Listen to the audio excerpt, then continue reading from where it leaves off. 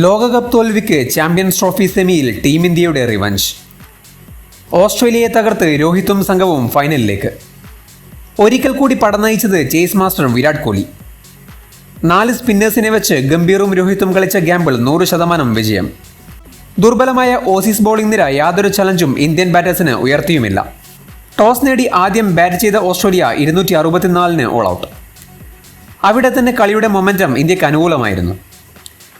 അതേ 11 നിലനിർത്തിയ രോഹിത്തിന്റെ ആദ്യ പ്ലാൻ തന്നെ സ്പോട്ട് ഓൺ. 34 ഓവറിൽ 176 റൺസ് വഴങ്ങി 5 വിക്കറ്റാണ് 4 സ്പിന്നേഴ്സും ചേർന്ന് എടുത്തത്. ഷമി വളരെ ഇംപ്രസീവായിരുന്നു. ഹർദിക്കിന് അമിതമായ ജോലിഭാരം ഉണ്ടായിരുന്നുമില്ല.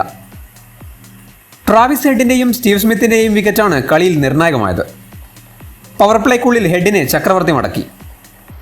33 പന്തിൽ 39 റൺസോടെ ഒരു ബിഗ് ഇന്നിംഗ്സിന് തയ്യാറെടുക്കുകയായിരുന്നു താരം. 2 അർദ്ധ സെഞ്ചുറി കൂട്ടുകെട്ടുകൾ ഉണ്ടാക്കി മിഡിൽ ഓവേഴ്സിൽ സ്മിത്താണ് ഓസീസിനെ മുന്നോട്ട് നയിച്ചത്. കൃത്യമായ ബൗളിംഗ് ചേഞ്ചിൽ ഷമിയിലൂടെ സ്മിത്തിനെയും ഇന്ത്യക്ക് കിട്ടി. അലക്സ് കാരി കളിച്ച ഇന്നിംഗ്സാണ് പൊരുതാവുന്ന സ്കോർ ഓസീസിന് നൽകിയത്.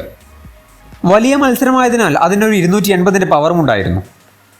ചേസിൽ 2 വിക്കറ്റുകൾ തുടക്കത്തിൽ തന്നെ ഓസ്ട്രേലിയക്ക് കിട്ടിയിരുന്നു. സ്കോർ ബോർഡിൽ 50 റൺസ് എത്തുന്നതിന് മുൻപേ ഗില്ലും ക്യാപ്റ്റൻ രോഹിത്തും വീണു. എന്നാൽ അവിടെ നിന്ന് വിരാട് കോഹ്ലി ഒരിക്കൽ കൂടി ടീം ഇന്ത്യയെ മുന്നോട്ട് നയിക്കുകയായിരുന്നു. Chase master on duty. Shreyas അയ്യർക്കൊപ്പം 93 റൺസിന്റെ പാർട്ണർഷിപ്പ്. ബൗണ്ടറികൾക്കായി അമിതമായി ശ്രമിക്കാതെ മുന്നോട്ട്. യാതൊരു സമ്മർദ്ദവുമില്ലാതെ ഇന്ത്യ ചേസിൽ വെൽ ഇൻ കൺട്രോൾ. 74 ODI 50യും വന്നു. അയ്യർക്കു ശേഷം അക്ഷർ പട്ടേലിനൊപ്പം വിലപ്പെട്ട 44 റൺസ്. KL രാഹുലിന്റെ കൂടെ 47. ഈ 2 കൂട്ടുകെട്ടുകളും വന്നത് മാച്ചിലെ ടേണിംഗ് പോയിന്റ്സുകളിലായിരുന്നു. ജയത്തിന് 40 റൺസ് അകലെ വെച്ചാണ് താരം മടങ്ങിയത്. ചടങ്ങു തീർത്തത് KL രാഹുലും ഹർദിക് പാണ്ഡ്യയും. ഇനി ഫൈനൽ.